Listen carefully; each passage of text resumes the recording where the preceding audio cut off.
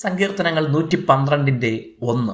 യഹോവയെ സ്തുതിപ്പിൻ, യഹോവയെ ഭയപ്പെട്ട് അവന്റെ കൽപ്പനകളിൽ ഏറ്റവും ഇഷ്ടപ്പെടുന്ന മനുഷ്യൻ ഭാഗ്യവാൻ.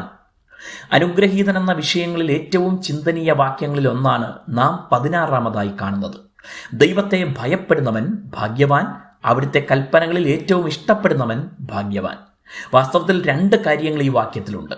ദൈവത്തെ ഭയപ്പെടുക എന്നതുകൊണ്ട് പേടിച്ച് വിറച്ച് ജീവിക്കുക എന്നല്ല അർത്ഥം. ദൈവത്തെ സ്നേഹിച്ചനുസരിക്കുന്നിടത്തോളം അല്പം പോലും ഭയപ്പെടേണ്ടതില്ല എന്നതാണ് നാം അറിയേണ്ടത്. ദുഷ്ടത പ്രവർത്തിക്കുന്നവരും മനഃപൂർവ്വം പാപം ചെയ്യുന്നവരുമാണ് ഭയപ്പെടേണ്ടത്.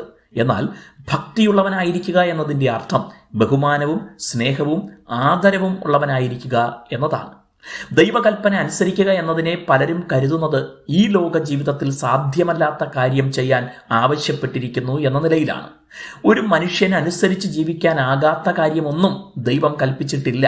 എന്നിരുന്നാലും നമ്മുടെ പ്രകൃതി അറിയുന്ന ദൈവം ദൈവകൽപ്പന ലംഘിച്ച് പാപം ചെയ്തവരെ വിശ്വാസത്താൽ രക്ഷിക്കാൻ മാർഗവും ഒരുക്കി.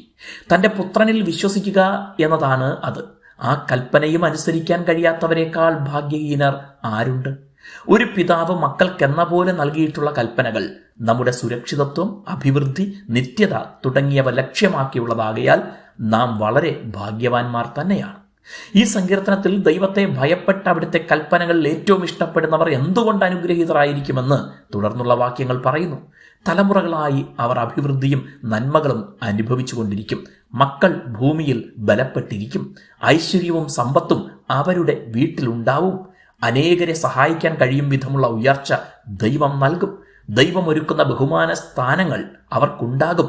ഒരിക്കൽ അപമാനിക്കപ്പെട്ടിട്ടും ദൈവത്തെ സ്നേഹിച്ചനുസരിച്ചവരിലെല്ലാം ഇത് നാം നിവർത്തിച്ച് കാണുന്നു. ഈ ശ്രേഷ്ഠ പദവികൾ മുന്നിലുള്ളപ്പോൾ നാം എന്തിന് ദൈവത്തെ അനുസരിക്കാതിരിക്കണം? ദൈവം നിങ്ങളെ അനുഗ്രഹിക്കട്ടെ.